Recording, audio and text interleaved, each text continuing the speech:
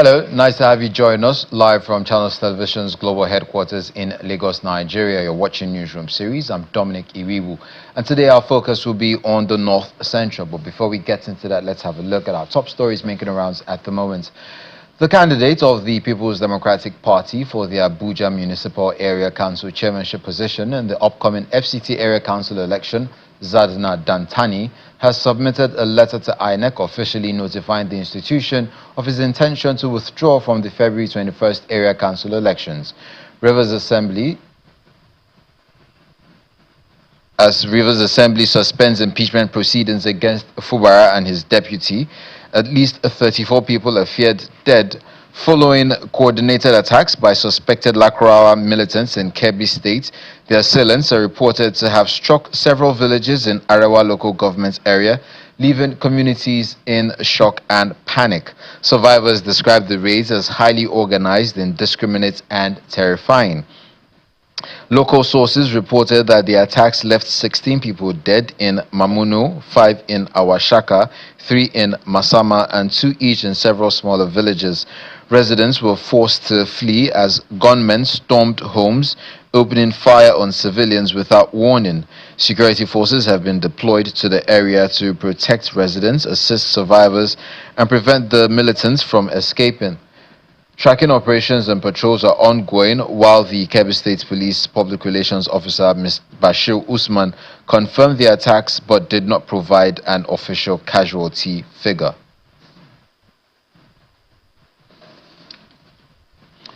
The Rivers State House of Assembly has suspended impeachment proceedings against Governor Siminalayi Fubara and Deputy Governor Ngozi Odu following a direct intervention from President Bola Tinubu.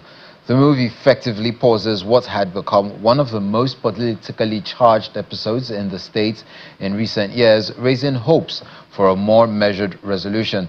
The Rivers State House of Assembly formally began impeachment proceedings against Governor Fubara and Deputy Governor Odu on January 8, 2026, citing alleged gross misconduct and constitutional breaches.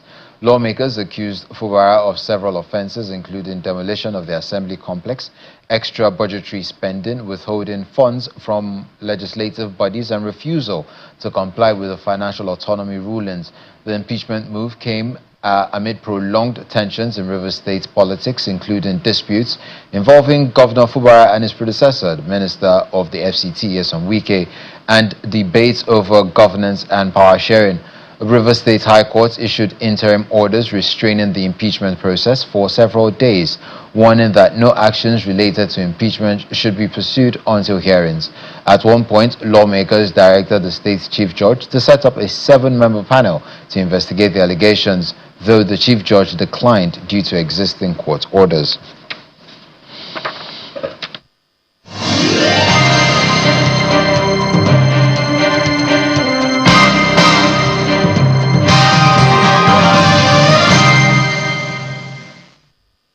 We start off in Plateau State, where the police command has confirmed the death of 37 persons and the hospitalization of 26 others following a suspected gas exposure at a mining site in Kampani Zuraka community, Wase local government area of Plateau State. In a statement issued by the police, the incident occurred in the early hours of February 18, 2026 at about 6 a.m. when miners were allegedly exposed to toxic gases while working at the site. Police said the affected area was promptly cordoned off to enable rescue operations and preliminary investigations. Initial findings revealed that the victims were suffocated by a sudden discharge of lead oxide and other associated gases described as highly toxic and dangerous, especially in confined or poorly ventilated environments. Following the incident, the national president of the Miners Association of Nigeria, Dele Ayanleke, asked mining companies to employ professional help to detect and prevent leaks and accidents in the fields. He was a guest on our breakfast program, The Morning Brief. It's a national tragedy for our nation, because not only those lives that were lost, so many things were lost with those lives. I will communicate with ourselves, and they've confirmed me also that 37 lives are lost. Mining operation is a high-risk business, and we can only make sure that we cut down on the number of this kind of accidents The government has been trying a lot to make sure there are enough regulatory reforms to ensure that mining is being done according to best practices. But the government needs to do a lot more in terms of improving the capacity of the regulatory agencies. Big mining is just about to start in Nigeria, and we need to lay a very solid foundation for it, because this is just minor sites. All these things are happening. Company legality in mining is not enough to prevent this kind of accident from happening. We just need to go professional. Companies also must be encouraged to employ professionals who will be able to detect all this ahead of time and take adequate measures to prevent them from occurring. The decision to shut down the Kara cattle market in Jos South local government area is creating tension in the area, as traders are calling on the Plateau State government to urgently intervene. Some of the traders say they were shocked to learn that the market would not open, allegedly following a directive attributed to the Mieti Ala Cattle Breeders Association of Nigeria, MACBAN. The traders who are protesting the decision warn that prolonged closure could disrupt livelihoods and undermine the peace the market has enjoyed for years. The traders are now appealing to the Jos South local government area and the Plateau State government to resolve the issue amicably and restore normal activities to prevent further economic hardship. The authorities are yet to respond to the closure of the market. I was told that MACBAN asked us to stop the market. And I said, who are those MACBAN? Did I say, I said, it's not done like that. This market is not for associations. We have only one association here, which is cattle traders. We don't have any more. We have Biron, we have Magabul and Andres, and we are all staying here in peace. Believe me, if there's not this market, we will have problem just out. Not even just the whole Plateau State, because we know how much we are feeding our family because of this Kara. Market is not for any tribe or any religion. We are all staying in peace, and we would like to stay in peace. I came here with 2 cows today, and I was surprised when I was told there's no market. I said, who said it? If at all we have a group by that name, they would have told us that nobody should bring a cow here, but only a single group, MACBAN, or what do you call? The governor of Kwara State and chairman of the Nigeria's Governors Forum, Abdurrahman Abdurrazak, has paid a condolence visit to his Niger State counterpart, Umaru Bago, following recent terrorist attacks on communities within the Borgo Emirate axis of Niger State. Governor Abdurrazak described the attacks as unfortunate and deeply heartbreaking, noting that the violent incidents have led to the loss of many lives, destruction of property, and displacement of residents in the affected communities. He conveyed the sympathy of the government and people of Kwara State, as well as that of the Nigeria Governors Forum, to the government and people of Niger State during this difficult period. The NGF chairman assured that governors across the country would continue to collaborate with relevant security agencies and federal authorities to address the growing security challenges confronting several states. In his response, Governor Bago expressed appreciation for the visit, describing it as a demonstration of unity and shared responsibility among neighboring states facing common security challenges. He emphasized the need for sustained collaboration and intelligence sharing to curb insecurity in the region. The visit also provided an opportunity for both leaders to open discussions on strengthening joint security efforts, particularly as Kwara and Niger states share border communities around the Borgo Emirate, which have experienced similar security threats. This is not just a condolence meeting. We had a Security Council meeting with State Security Council of Niger State to exchange ideas and on the way to share intelligence and find ways to mitigate the challenges we have. After the meeting, the governor of Niger and myself also spoke with the president on this issue, and we'll be meeting him tomorrow in Abuja to further find and expand the solutions. Our people have been slain, in that axis. We came to discuss issues that have to do collaboration, joint collaboration between our states on how we can solve that problem. Very, very soon you will see a joint committee or joint forces, with both the military and the local assets in trying to flush that forest. As part of the need to ensure food security in conformity with the renewed hope agenda of the federal government, the Lower Niger River Basin Development Authority has trained over 90 members of its staff on the application of artificial intelligence and other modern management tools to enhance service delivery and support national food sufficiency efforts. The 5-day capacity building program, which was organized by the management of the parastatal under the Federal Ministry of Water Resources, focused on equipping staff with contemporary skills required to improve productivity and operational efficiency.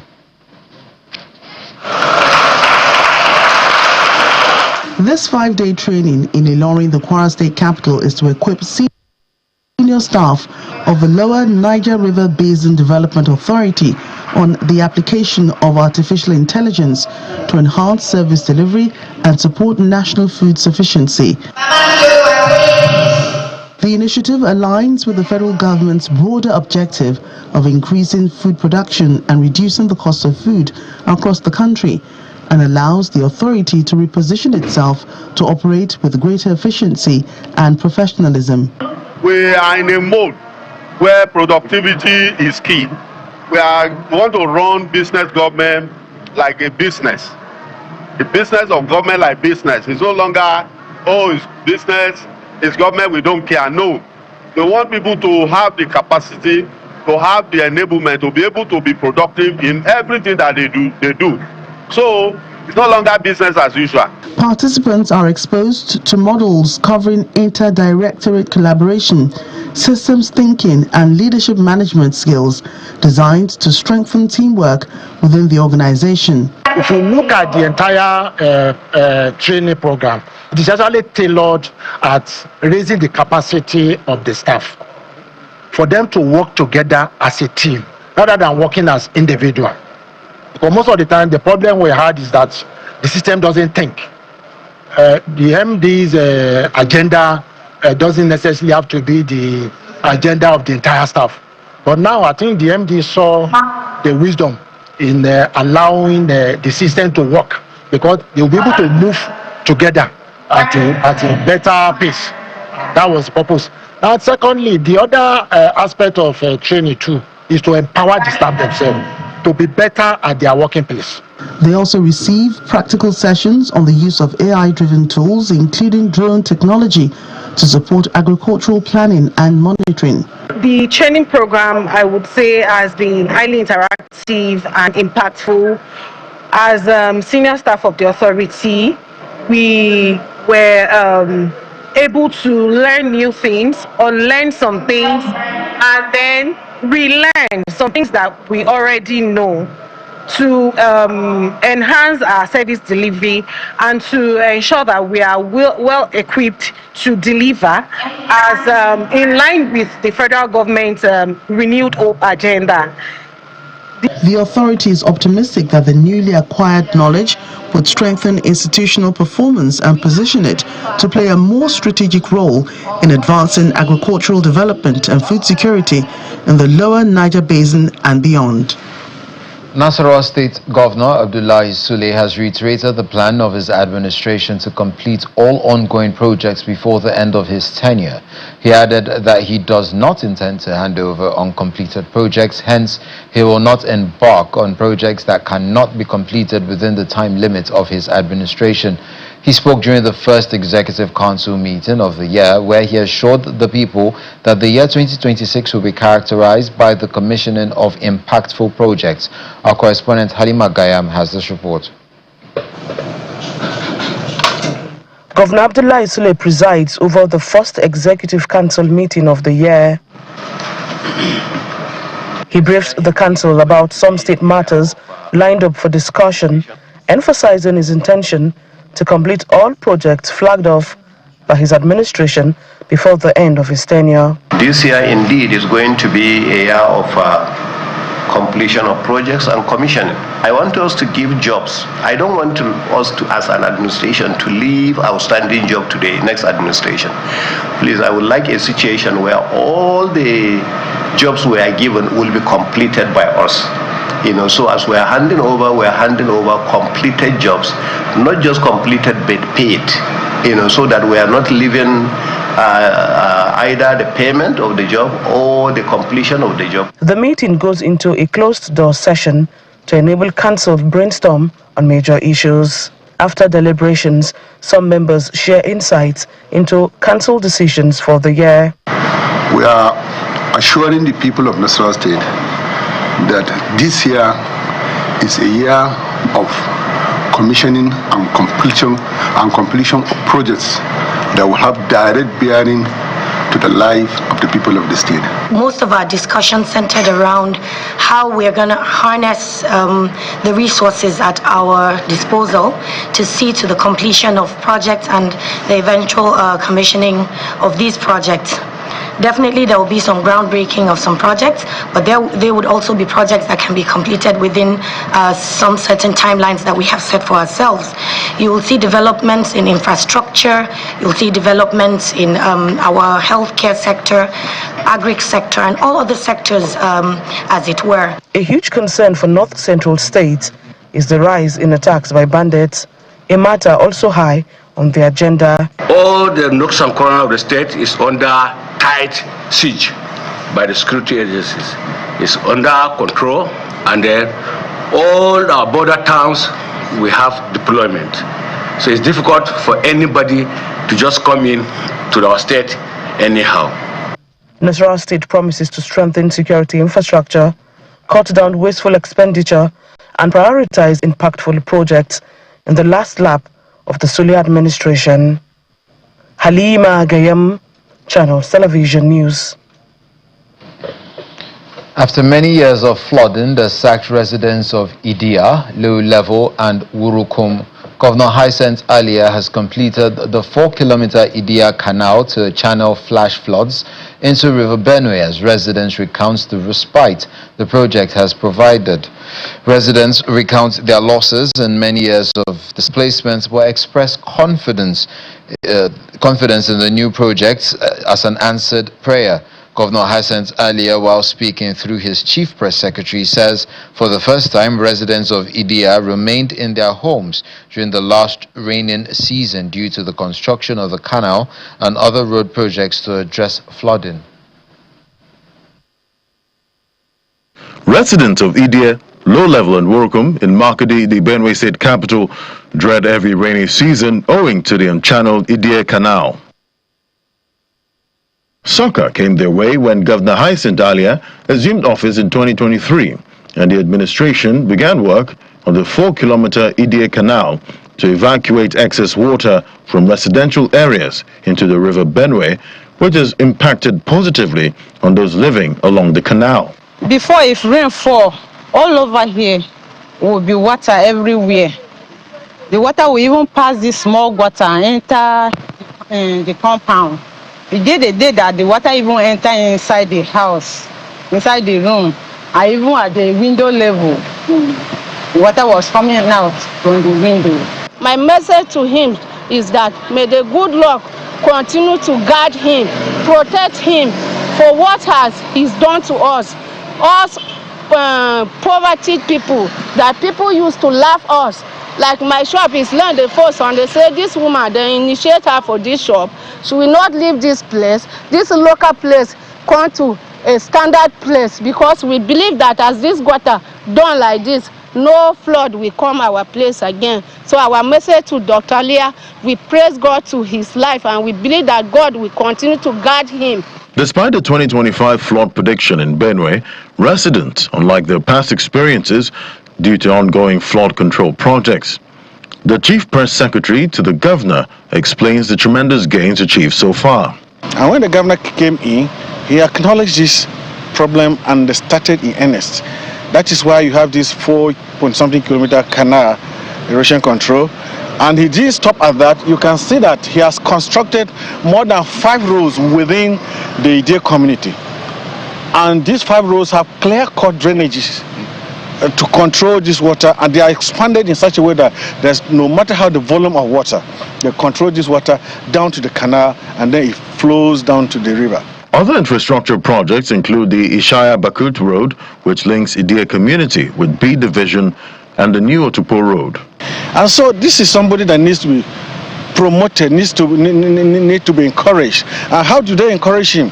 They need to give him more time by extending his tenure for another 4 years for him to be able to deliver more goods. The 4 years he has done are not enough, for goodness sake, because the rot has been there, the decay has been there. And so you can't just use 4 years and be able to salvage everything. Residents say the water control projects have also increased the value of properties in Idia community as the people are reassured of the safety of their lives and property. The Plateau State government has taken another step towards easing traffic and boosting economic activities in Jos, with the signing of contracts for 3 major road projects within the metropolis. Speaking at the contract signing at the State Secretariat, the Commissioner for Housing and Urban Development said the projects include the construction of a 17.5-kilometer road linking Haske community from the new Jos University Teaching Hospital access to Kwang, the rehabilitation of the 4.3-kilometer Otukon Road, and the construction and upgrading of a 2-kilometer road in Gale. Mr. Dangto described the projects as a major milestone in the administration of Governor Caleb Mutfwang, noting that they were selected after a needs assessment identified them as critical to residents. Engaged on needs assessment and found this route very, very critical. Aside upgrading those areas from slum to a more modern city, more modern area, these routes are very critical for the fact that they will enhance economic activities, also reduce the suffering that members and residents of these communities have been facing for quite some time. I'm glad to say that this government, heavily led by His Excellency Barrister Caleb Mutfwang, is poised to see that the lives of people of Plateau State is touched through various means. I think what we are doing today will go a long way to change a lot of things in these communities that we are signing this agreement. Staying in Plateau State, Governor Caleb Mutfwang has flagged off the construction of the 39.7-kilometer Jebu-Bassa Binchin Buyo Road in Bassa local government area and the 2.3-kilometer Sabon Lai Korna Shagari Road in Jos North local government area of the state. According to the governor, the projects are designed to unlock economic activities, strengthen security response, and restore confidence among residents as the state's government pushes to reconnect rural and urban corridors through strategic infrastructure development. Our correspondent Percy Debang reports. Governor Caleb Mutfwang arrived at the project site for the twin flag-off ceremonies amid jubilation from residents and stakeholders, signaling renewed hope for communities long cut off by poor road access, flooding, and decades of neglect. Local Government Council. A project at the 39.7-kilometer Jebu-Bassa Binchi Buya Road in Bassa local government area and the 2.3-kilometer Sabon Lai Konan Shagari Road in Jos North local government area of the state. Speaking at the event in Bassa, Governor Mutfwang described the road as a fulfilled campaign promise and a personal commitment to the people, stating its relevance to the development of the area. In the campaign, I made a promise that God, keeping us alive and granting us the enablement, we will change the story of this road. Today is the beginning of the fulfillment of that dream. And that is what governance is all about for me. I have said it oftentimes that I'm not a politician. I'm only in politics to serve the people of Plateau State. According to the state government, 31 road projects have been activated and new ones are awarded under the administration of Governor Mutfwang. Those traverse through several communities in Basa local government areas to our border with Kaduna State, which will serve as an inter-state link and will go a long way in reducing responses times to health care and security emergency, and to also eliminate the hardship faced by the farmers in transporting their farm produce and from farm to the market.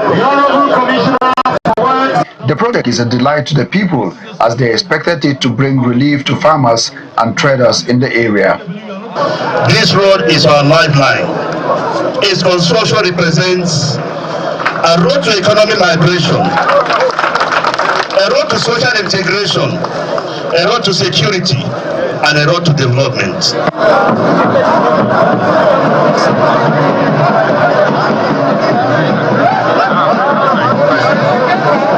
The infrastructure drive then moved to Jos North, where the governor flagged up the 2.3-kilometer Sabolayi Konan-Shagari road, including a 2-span bridge expected to end years of flooding and poor connectivity for several neighborhoods. Percy Dabang, Channels Television News. And that's where we'll drop the anchor on this edition of Newsroom series. I'm Dominic Iwiwu. Enjoy the rest of your afternoon.